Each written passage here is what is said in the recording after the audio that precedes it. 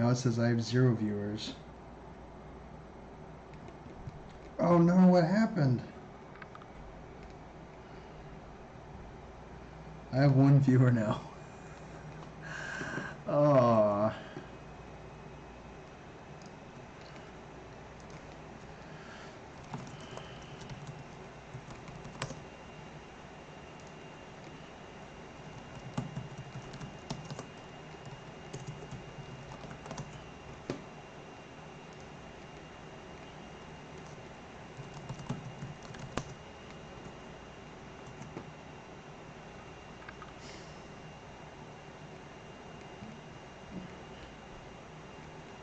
I got 2 people.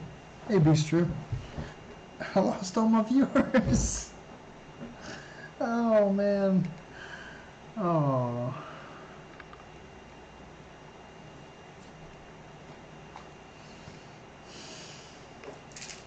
Should I call it a night?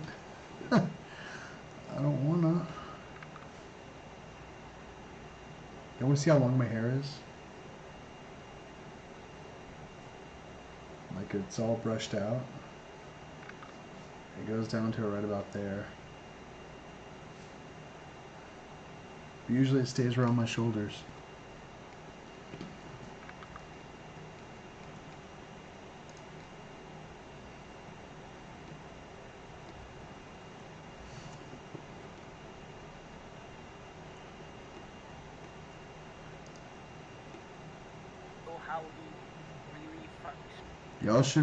Y'all should join my stream. Oh God. I'm in your stream, Chappy. I don't know if they heard me. Yours is longer. I mean, probably. Yours is longish. Right on.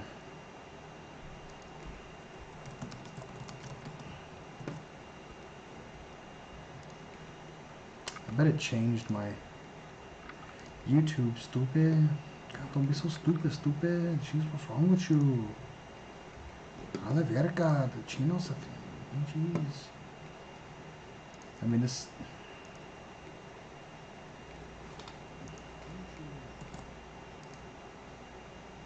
Hey, Sleek.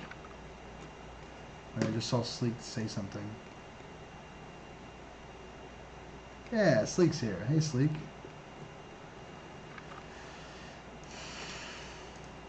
I don't think it was my internet that messed up. I kind of want to switch back to the hotel internet while I can. Oh, you guys are going to hate me if this happens again. But I'm going to try this one more time. It might disconnect, but it'll reconnect. God, I hope so.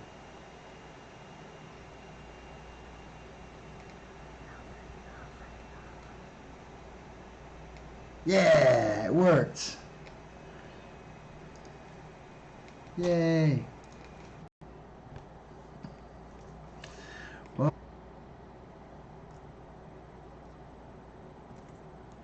hey. It went wonky again. I put it back on my phone. Have I played Skyrim? I've played so much Skyrim. I've played all 3 versions of Skyrim. Regular Skyrim, remastered Skyrim, Skyrim VR. Never played it on the refrigerator though.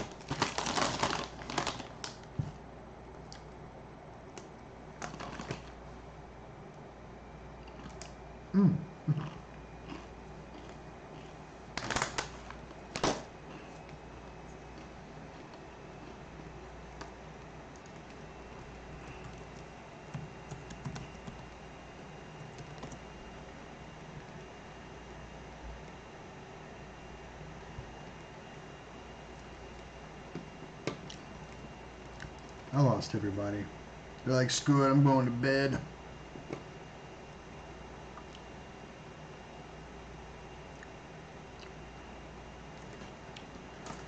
God, I should not be eating these without something to drink.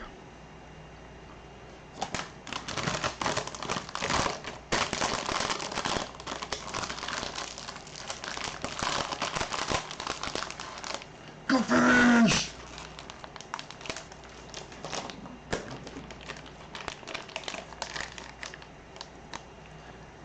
see you, goldfish. I see you.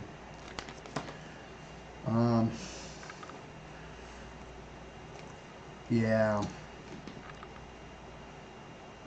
It needs to fix my viewers. Viewers hidden. Viewers showed. It says 2 viewers, but on this it says 3. This probably needs to update too. It says 3. I'm still on the same live stream. No. Yeah, I am. Yeah, I'm still on the same live stream. That's fine. I still have the 15 updates. This one only has 2 updates.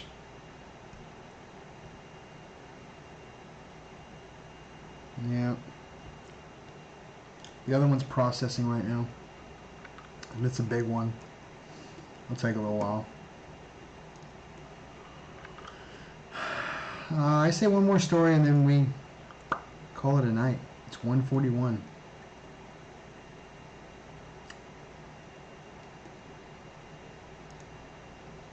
Let's find a good one.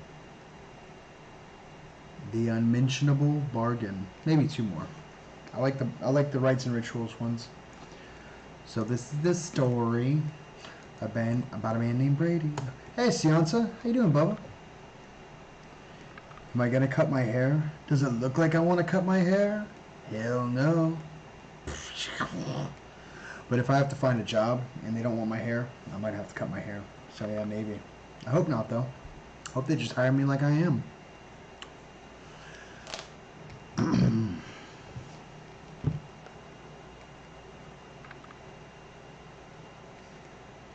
Yeah, it's good that it came back online because it messed up for a little while. So this is the Unmentionable Bargain. There's a small, inconspicuous building called Patrick Willowsby and Company in the industrial district of Birmingham, UK. Most of the time its doors are locked and the windows are draped. However, on February 29th of every leap year, there will be a small plastic container outside the front door containing business cards. On the front of the card it says, in large capital letters, Patrick Willowsby and Company, England's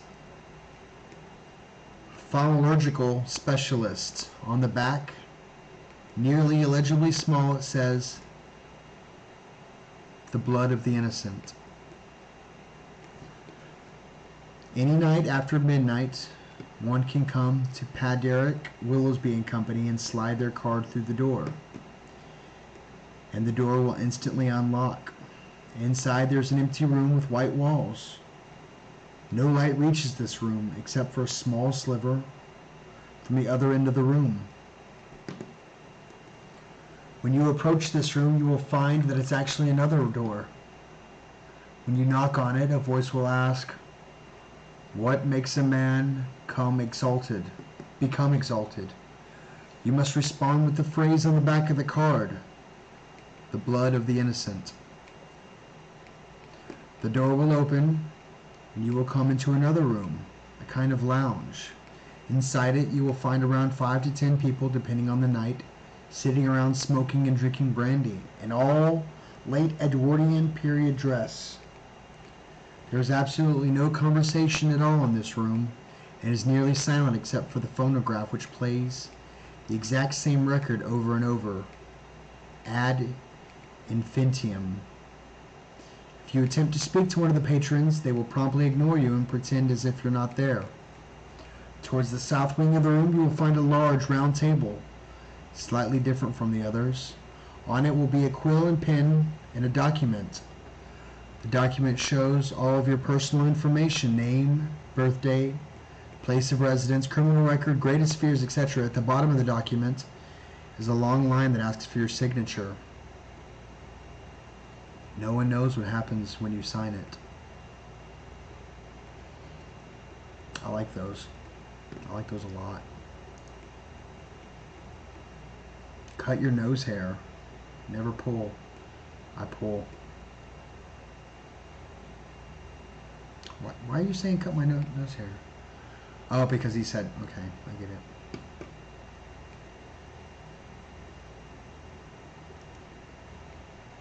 No, we're going to stay on that one because I like it.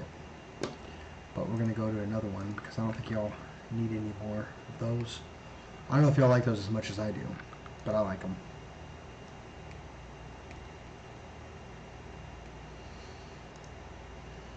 Foreverness will be neverness. Hee hee hee. I imagine that's what you sound like. Hee hee hee. The reunion will be just that, something I don't attend. Take another pasta. I want you to know I'm here, just quiet, because I feel icky. Do your fingers feel icky? Did you have them in water for too long?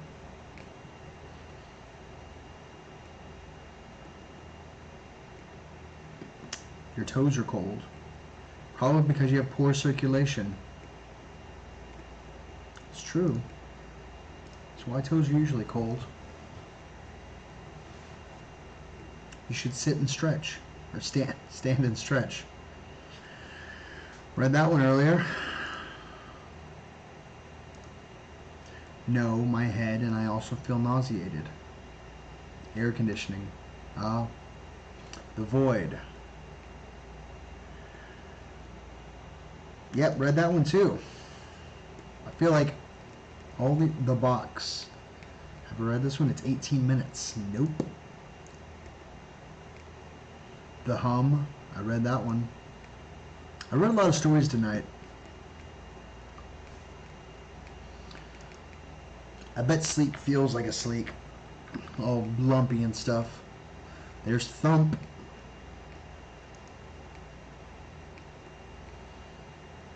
This is a sweet lunch break. I'm having Chappy smokes. My cat. I should come home more often. Alright, we're going to read a longer one. This is 13 minutes.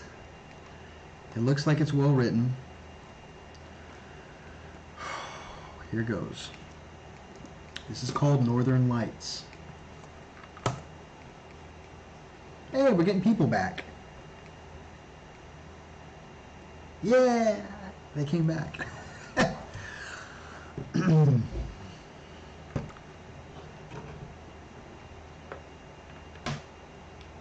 I like my viewers. It gets my, I like all y'all being here, but it also gets my viewing hours up. Keep my locks of hair if I can. You're really fixated on me cutting my hair. I don't want to. I've turned down jobs that want me to cut my hair. This is for cancer kids. So here is Northern Lights by P. Oxford. Patchouli. I bet he's a hippie. I never wanted to go on that stupid hike in the first place. Yet there I was, allegedly enjoying nature, getting healthy exercise while hiking from cabin to cabin in the Norwegian mountains with the devil spawn otherwise known as my class. Woohoo, right? For a misanthropic misfit like myself, it was a nightmare. Within half an hour of walking on uneven path over the heather, I was at the back of the group. Let's get that tapping noise again.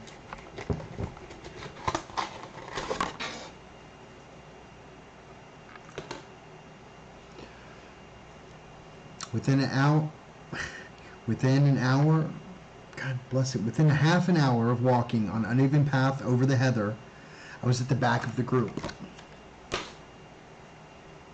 Hey man, how's it going there?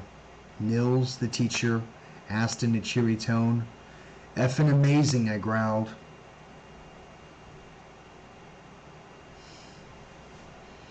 In spite of the cool wind, sweat was beading on my forehead, and my breath was growing short. I glared at Peter and John, who were bouncing along at the front of the group. Of course, the most popular guys in my class would also be the best hikers. A-holes. So, Anders, do you go hiking often?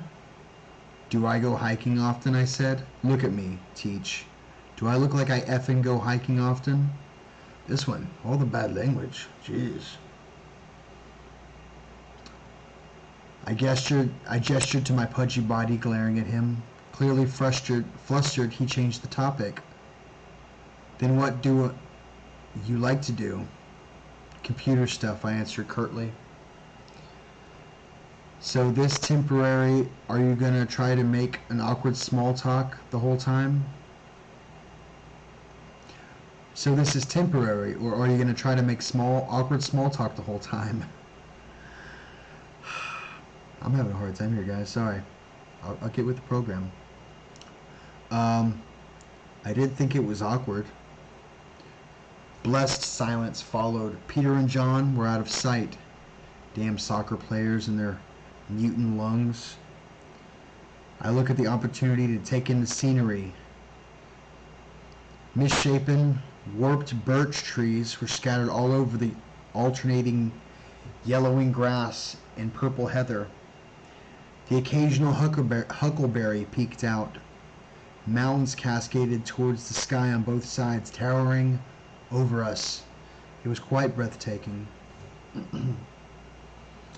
Now that the devil spawn was out of sight and lame-ass Nils had shut up, I found myself almost enjoying it. In fact, I realized the whole experience would have been quite pleasant if all those effers would just go ahead and die. I kicked at a rock and tripped. Hey there, be careful, buddy, Nils said, grabbing my arm. You don't want to go and get injured on your first day, do we now? I sent him a death glare. We kept walking in silence. By the end of the third day, I was not just at the rear, but pretty much the whole other hiking party. When the rest of my class,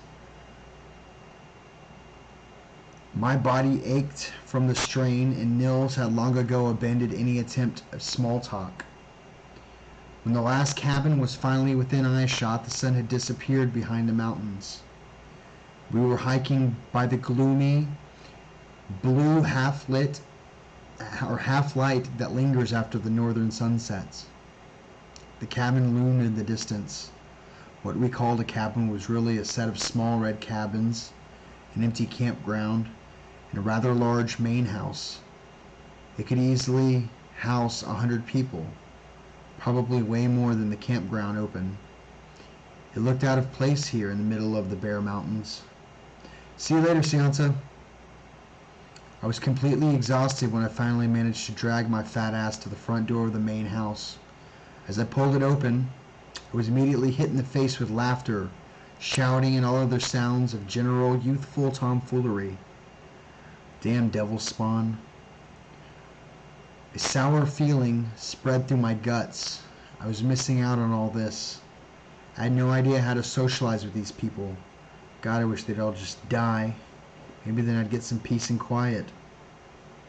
So, Anders, it seems the rest already finished dinner. I guess it's just you and me now. I groaned at the prospect to add insult to injury. The dining table was on the other side of the common room. Not only did I have to endure the shame of being the last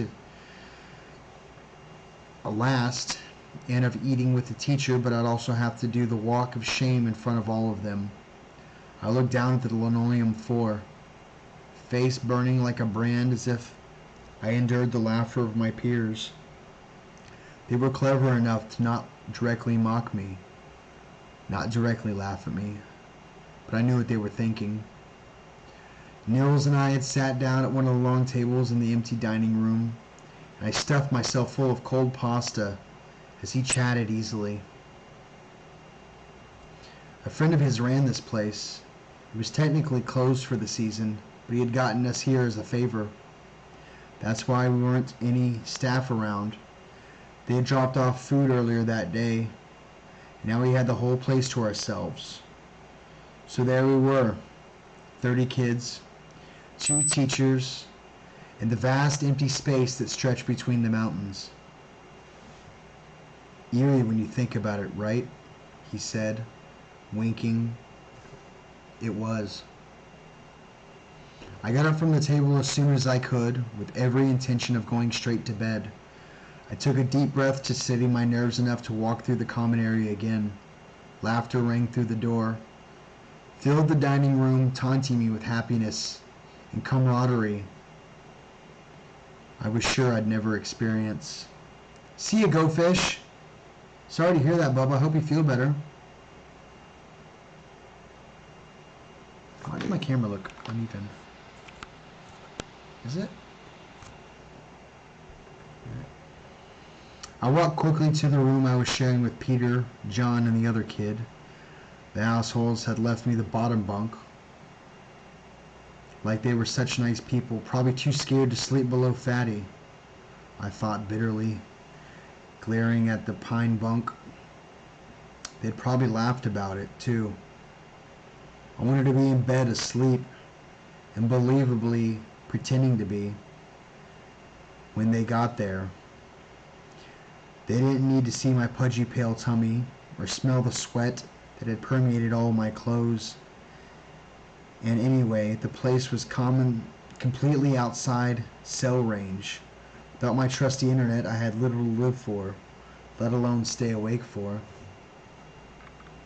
I curled up under the duvet in exhaustion, drowned my usual self-deprecating internal monologue.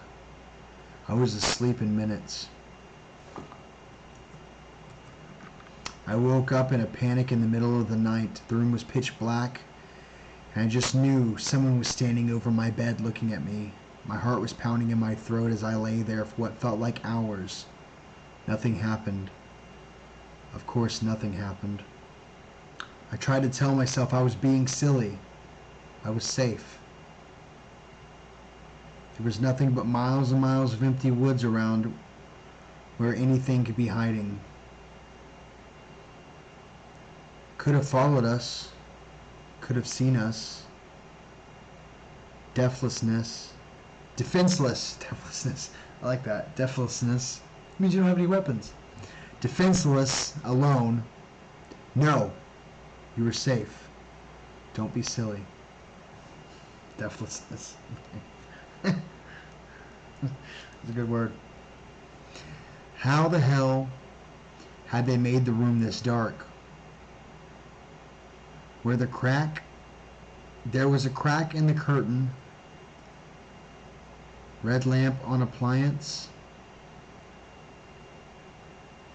There was a crack in the curtains. The red lamp on an appliance.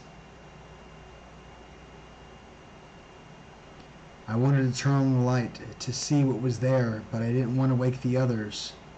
Guess I was more scared of their taunting eyes than I was of the crazy axe murderer that definitely was in the room. As a sort of compromise, I decided to go to the bathroom. I sat up, swung my legs off the side of the bed, and felt around for my shoes. I snuck out the door, and flipped the switch in the hallway and glanced back into the room. Nothing there, of course. I just had to make sure. I padded down the hallway. The ugly red wall-to-wall carpet muffled the sounds of my steps. I shuddered as I opened the bathroom door. It was freezing. Some idiot had left the window open. I did my business and shuffled over to the window to close it. While rubbing my arms with my hands, I stretched out an arm to grab the handle and froze. I had caught a glimpse of the night sky, and I had seen it couldn't be. Not this far south, right? It could be, of course, but really? That light green spreading across the starry sky. It was the first time I saw them. The northern lights. Exhilarated, I brushed down the hallway and snuck out the dark room, grabbed a coat and my phone. I was halfway out the door before I thought to wake the others up. I was sure they'd love to see the lights as much as I would. Screw them, it's not like they'd wake me up if the tables were turned. The grass crunched as I walked across it. The frost that now covered the ground glittered in the strange green light from the sky. A green blob stretched across the darkness, flickering slightly, as if there was a strong wind up there. The lights weren't particularly strong or defined, but undeniable. I don't know anything else that can turn the night sky green like that. The fear I had felt when I woke up had drained from my body. I was mesmerized by the pure beauty of the natural show. I stood there for hours, not moving until the whole body started shaking violently. Then I realized I was in danger of hypothermia. Reluctant, I shuffled back inside. My eyes had adjusted to the darkness outside, so I snuck down the hallway without turning on any lights. I didn't want the grim fluorescent light burning out the beautiful memory of the aurora. The little light on my phone was enough to identify my room. I paused outside the door, sighing, and quickly slipped inside. I curled up under the warm duvet and quickly fell asleep. I woke up, stretched my arms over my head, and yawned loudly. I groped around on the floor for my phone and closed one eye as the bright screen blinded me. 10:37. I immediately was awake. Shit. Breakfast is at 7:30. Hiking by 8:30. Why the hell did nobody wake me up? I jumped out of the bed, almost hitting my head on the top bunk above me in the darkness. The blinds were down, the room dark. I flipped the switch on the wall, but nothing happened. I groped around for my clothes, getting my head stuck in the sleeve of my sweater in the rush. I opened the door. The corridor was too dark. The place dead quiet. A chill ran down my spine. Had they left me behind as a prank? No, Nils would never agree to that, would he? I pictured his flustered face as I shut down his every attempt at small talk. Maybe he would. A slow burn of worry started as my gut as I thought of the miles of empty wilderness surrounding me. All that empty space. The long, lonely road. The road, yeah. Someone would have to come and get me. I wouldn't have to hike anymore. Maybe this was all for the best. Maybe they had just canceled the hike and the kids were in the dining room now. I set off to find people or food, preferably both. The common room and the dining room were both empty. They looked so much bigger today.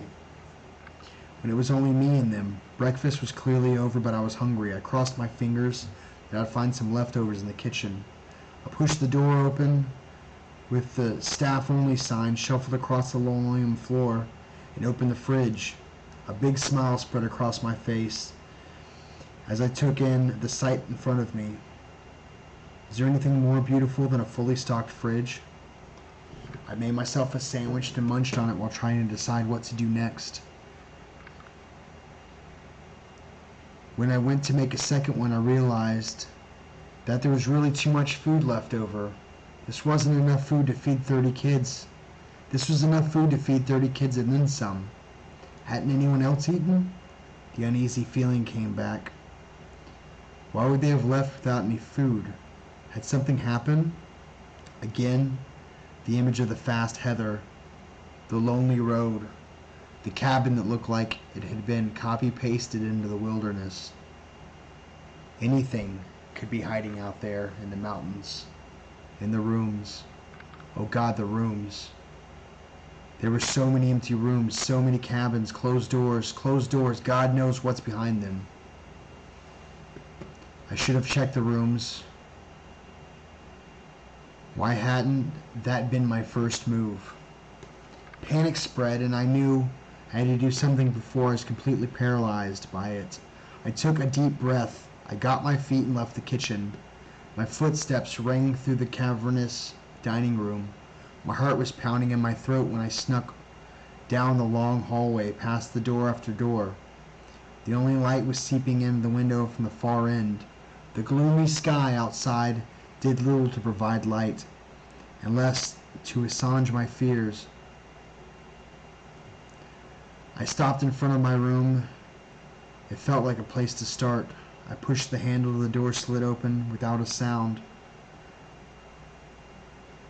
The blinds kept the room completely dark. I crossed the room in 2 long strides, groped around for the string. I tugged at it and jumped slightly as if the sound of the curtain rolled up. through the room. I turned around and to my great surprise found Peter sleeping peacefully in bed. Relief flooded me again. I wasn't alone. "Peter," I croaked. I cleared my throat. "Peter," I repeated a little louder. No response. I stared at him, wondering why he was still here. It made no sense. And he looked oddly still. I took a step forward. "Peter," I whispered, heart pounding in my throat. I reached out, grabbed his arm under the covers, and shook. No response. He seemed totally dead. Then the thought hit me like a ton of bricks. Dead. No. No way. Absolutely not. I forced my shaking hand towards his neck for a pulse. My fingertips made contact with his icy skin, and I knew that he must have been dead for hours. My knees buckled under me, and I crashed to the floor. Peter was dead. He was just lying there. He had been lying there for hours, right next to me. I walked in and out of the room. I had eaten breakfast. I had slept there, right next to his corpse. Oh, God. I vomited.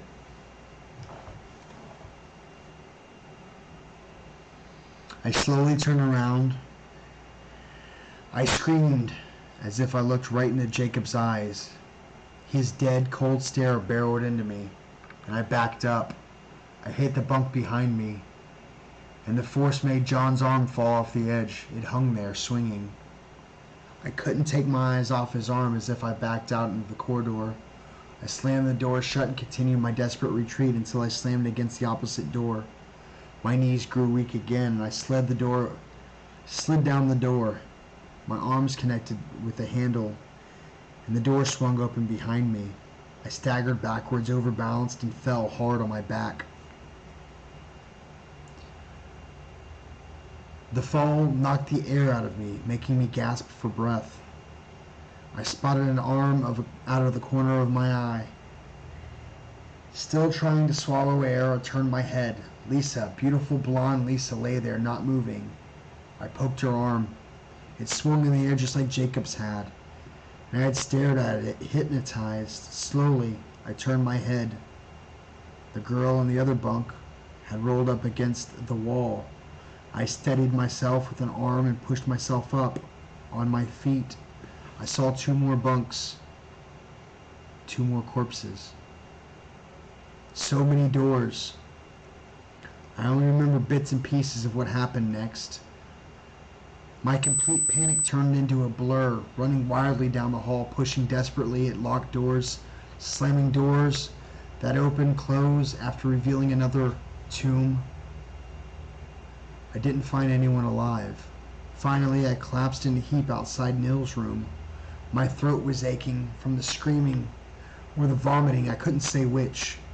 My tears were rolling down my face, my body shaking convulsively. I curled up in a little ball, face on the rough carpet, sobbing like a baby. Eventually, the part of my brain that was still running some sort of script managed to take over. Can't stay here. I peeled myself off the floor and sat up, leaning against the door.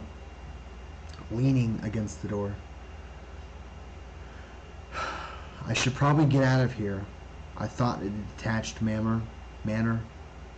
I wasn't afraid anymore. I didn't feel anything after all. If I were in danger, I'd be dead already. I should call the police. I pulled my phone out of my pocket. I had 20% and no signal. I pushed myself to my feet, leaning back against the door. I needed to find a high point. But would the battery last? I scrunched my eyes up, took a breath, and walked back to Nils' room. His phone was right there next to his bed. I picked it up and pressed the button on the side. Watched as nothing happened. I held the button for 10 seconds before I released it. Still nothing. The phone was dead, as everything else. I forced myself to go to the next room. Christian, Thomas, Christopher, Lars. Their phones lay on little tables in the window, all plugged into chargers. First phone, dead. Second phone, I sent a little prayer and a nod to God. I had never believed, and as I pressed the button as hard as I could, dead. Third phone, nothing. I threw it angrily at the wall, making a satisfyingly loud bang as it hit the wooden panel. I gotta start hiking and praying. Then, when I pushed open the front doors, I felt like I was emerging from a grave. I took a deep breath and started walking towards the hill behind the cabin, at a fresh pace. A path revealed itself. I marched resolutely along it, twisted up the hill, and would it had to, led me to a signal. At first, I checked the phone every 5 meters, but the battery level fell. I forced myself to wait longer and longer. The path twisted between the small pine trees, back and forth across the hill. My face burned with exhaustion and frustration. Each time I checked the phone, the battery was a little bit lower, at 15. The phone sent an angry message. Do you want to turn on battery saving? F yes. 11%, 8%, 5%. The screen dimmed the lights. Raindrops fell on the screen. Or it was sweat. Or was it sweat? 4%. 3%. 2%. A single bar blinked, and I shrieked. With shaking hands, I pressed 112 and waited, praying. Police, what's your... No battery. Need police at the damn redacted cabin. They're all dead. They're all dead. I need help, please. The line went oddly quiet, and I lowered my hand to see a black screen. Hovered my thumb over the power button for a moment before I pressed it. The stupid opening graphic flashed across the screen. I frantically typed in my PIN, pressed the phone icon, and watched in disbelief as the screen turned black again. I stared at it until the cold wind made me shudder. I was soaked in sweat, exhausted and freezing. Only then did it occur to me to wonder why they were all dead. You'd think that would be the first thing on your mind, but it wasn't. But up there on the narrow path between the dark fir trees, my last avenue of communication was gone. Did I ask the question? What happened? Serial killer? No. Why would I be alive? Poison food? Again. Why would I be alive? They looked like they had died peacefully in their sleep. Airborne poison? Carbon monoxide? That made sense. You hear these horror stories. Busted heater, family dead. Why not school class? I had spent hours outside in the fresh air last night. I turned around in front of me. A gap in the pine trees revealed a perfect view of a field and the cabin below. Shattered my rational explanation, because down there in the heather and the fields that surrounded the huts was a perfect circle of brown dead heather and grass. The main building sat at the edge spot where I'd been standing last night. Was right outside it. The police were there when I got back down. Later, the deaths were ruled accidental carbon monoxide poisoning. I was told to let it go when I asked about the circle. And the northern lights, they hadn't been visible anywhere over mainland Norway for weeks. That was a good one. Well, I mean, he wanted them all dead. That was really good. That was a long one, but y'all go ahead and upvote that, because I like that story. But, I don't know if y'all are still alive. Everybody stopped talking. There's still 8 people in here. There's 5. What? There's a problem you are experiencing with the suggested video on this page. Select all that apply.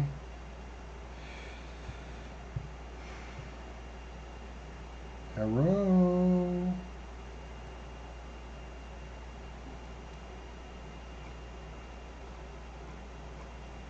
I've seen the Northern Lights. I have a picture somewhere. See if I can find it. I think it's in my favorites.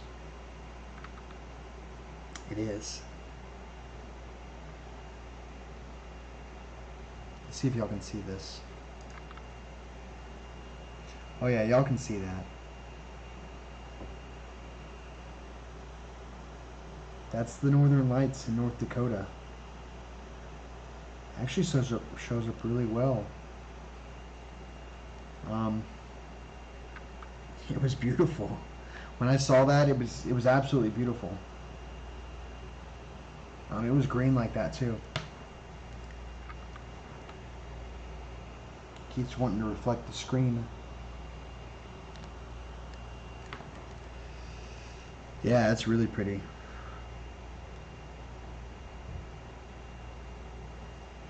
And there's me with a raccoon and shorter hair.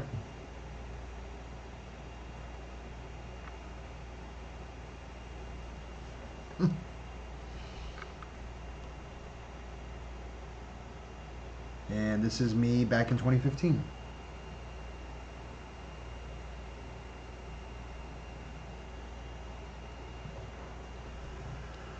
You live in Canada and have never seen them somehow.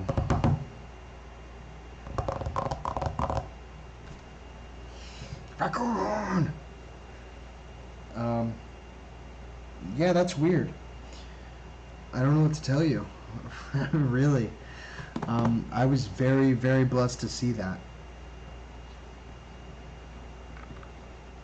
I hear they're best in Norway. Is it Norway or... I don't know.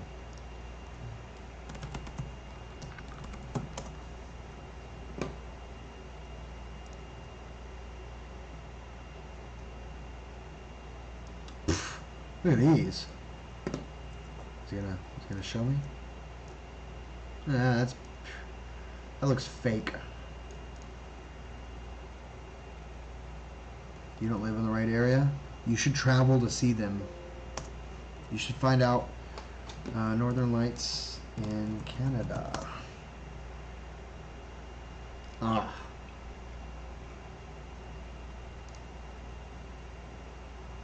Where to see Northern Lights up in Canada?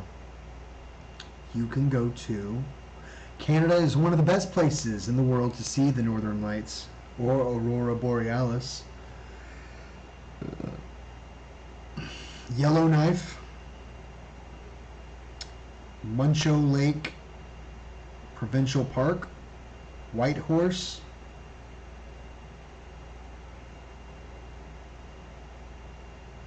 Torngat Mountains National Park, Churchill,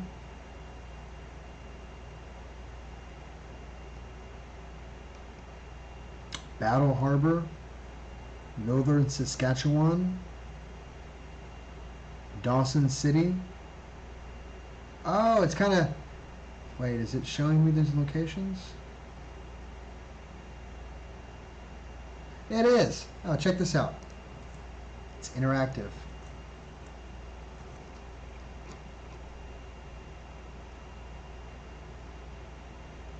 Nunavik, Iqaluit. Oh, that's a red one. That's really pretty. Fort McMurray.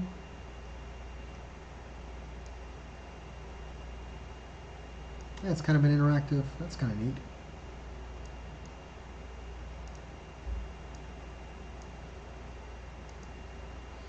No. You gotta be more northern hemisphere.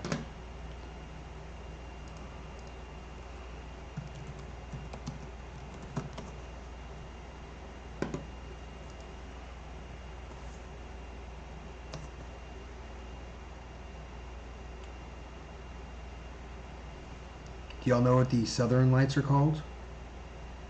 Or polar lights? It is Aurora Polaris.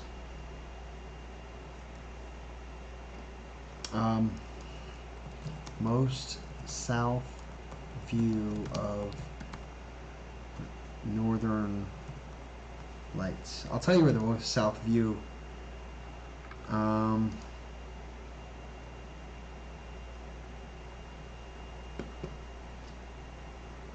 Well, I mean, I've seen them in North Dakota.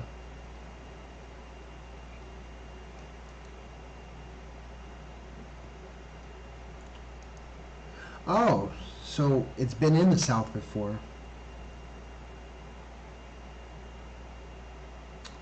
Um, as far south as Georgia. So if there's a geomagnetic storm, oh, that's beautiful. Check this out. If there's a geomagnetic storm, you'll see. Ooh, red lights would be really creepy to see. Oh, look at that. I absolutely love anything interstellar. I mean, it when someone says it's awesome, and something, dude, that's awesome. No, it's like Aurora Borealis, or we're looking up and seeing the Milky Way is truly awesome. It's awe-inspiring. I'm gonna go smoke again. Hey, Scooter. I will talk to y'all on this. I'm gonna put my my guard guy on duty.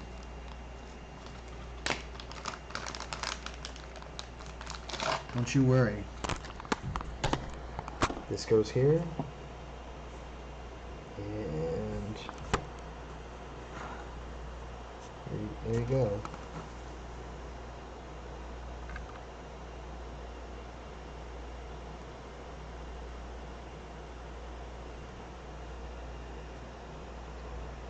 Maybe it'll focus. There it goes. I'm gonna go burn one more time.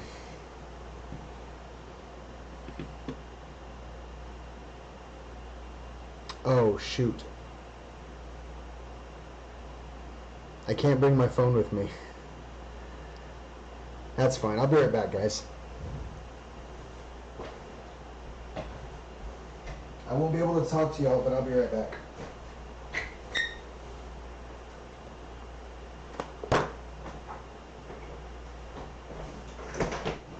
Don't leave.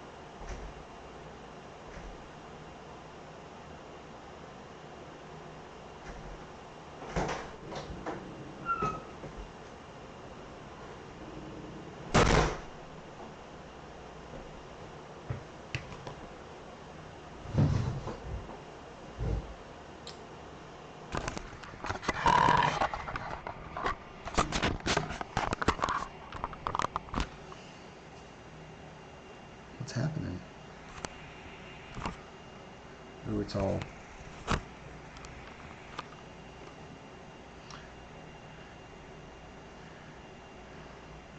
think you saw it blink? I didn't buy it off Tom. I donated it to Tom and he's like, hey, you can have this prop.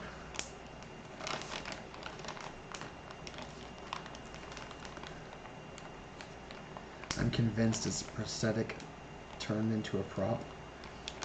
I don't know. Usually prosthetics are shaped weird. Have you ever seen a prosthetic eye?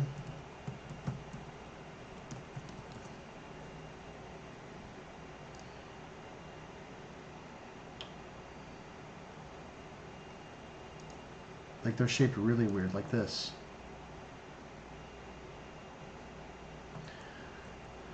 Oh geez, Alt Tab. Like this. Ah.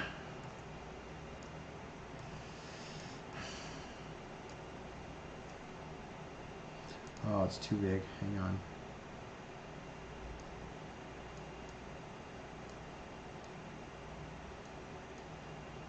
Yeah, like weird shape like that.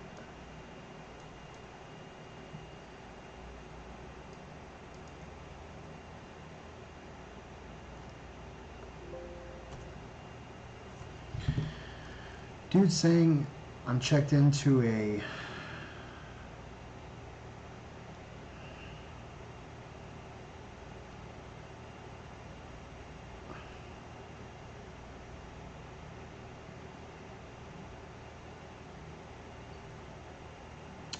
whatever. Hotwire. You're confirmed.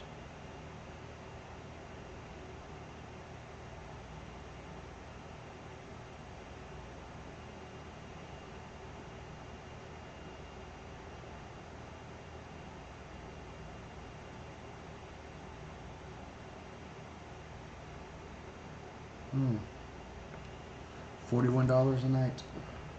It's not so bad. Anyways, my grandfather once had his since he was like 17. Ouch. I mean,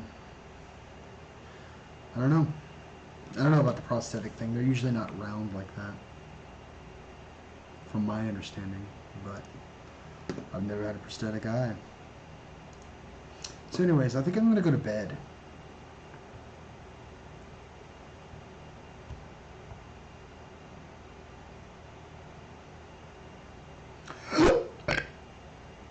There's 6 people in here. I don't want to disappoint 6 people, but y'all should go to bed too. What do y'all think?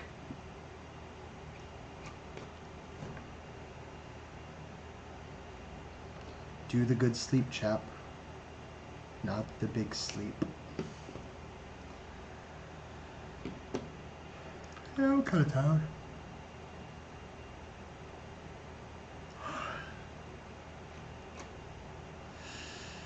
I understand. Thank you for information.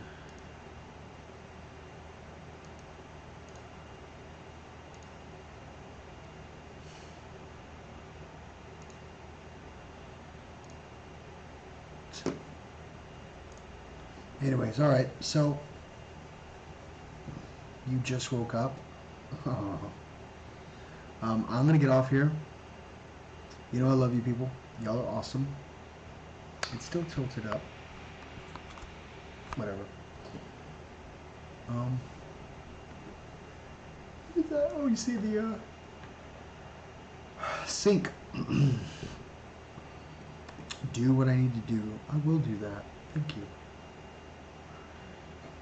Anyways, this concludes episode 191 of Chappy's Streams. Let's look at YouTube Studio. See how many watch hours I'm at. 1 second.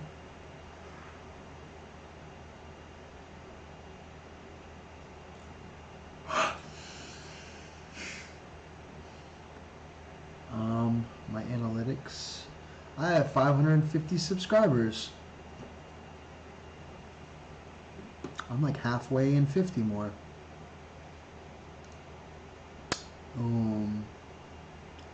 My watched hours are at, let's do lifetime. I wonder if it live totals them. Oh yeah.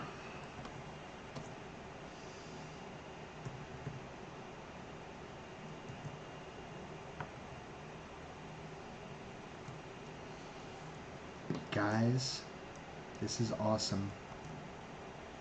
This is how many watch hours I'm at. I'm almost at 4,000. That means y'all watch too much Chappy.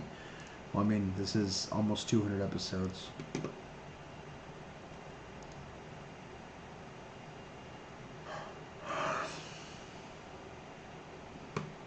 And this really is from my first stream, which was, let's zoom in.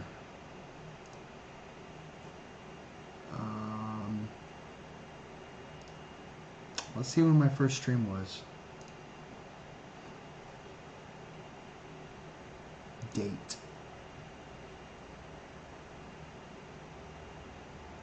Date. Do that again. Oh.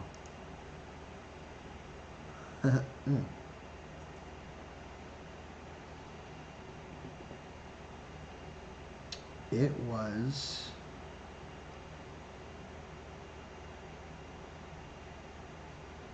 there it goes. January 20th, 2019.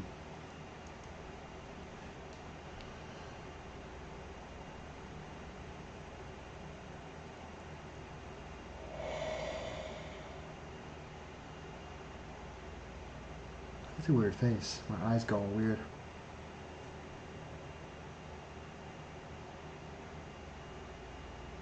You can kind of see my skull. But yeah, my most views was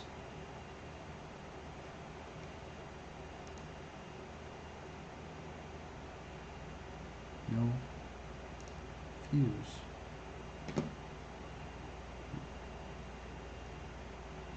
Oh. Oh, wait a second. Delete. These need to be deleted.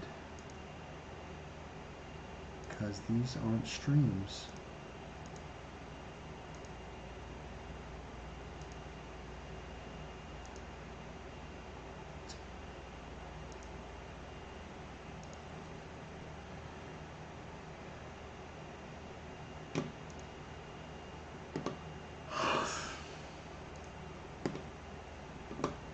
Can I not delete them?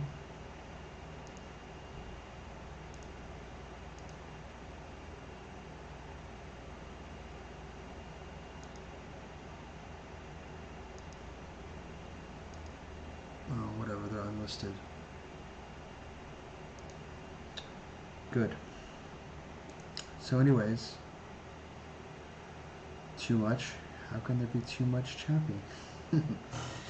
Anyways, guys, you know I love you. Oh, pop, you son of a bitch. Oh. I'm gonna get off here. You guys rock. Finger guns, finger guns. And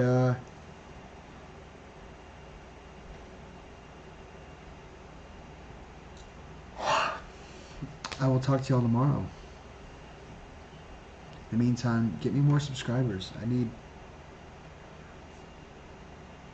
450. Yeah, I did maths. But what is watch hours? It means every one person that watches. Go to bed, now I'm yawning. No, it just means those people watch me.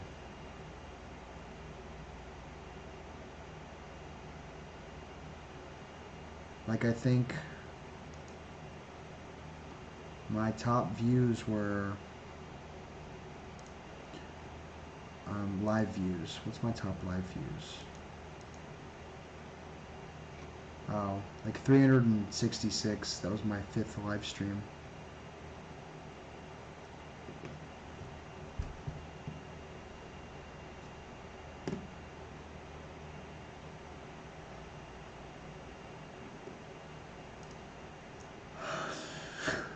Sorry.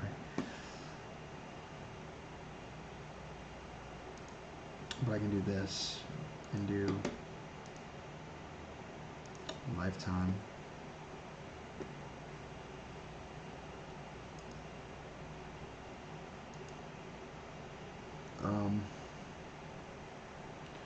Okay, let's do this. Last 365 days. That's better. What about last 6 months? No. Yeah, like, I got 7,062 watch minutes on my February 2nd stream.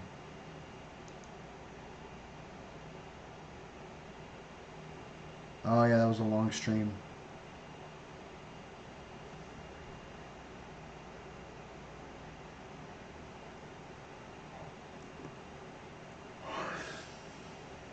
And then a bunch of little ones, like in the hundreds, but quite a few of them are in the thousands, like 4,000, 2,000, 1,000, 2,800, 4,000.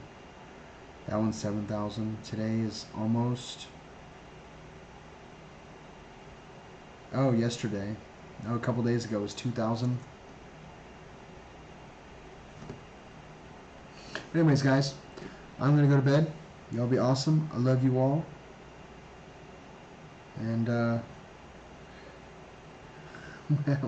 did this one there. No, come on, do the. Yeah. Ooh, I have a kitty ear. Yeah. Keep being awesome and give me y'all's friends to watch me. Get them to subscribe. But alright, I love you all. Be good.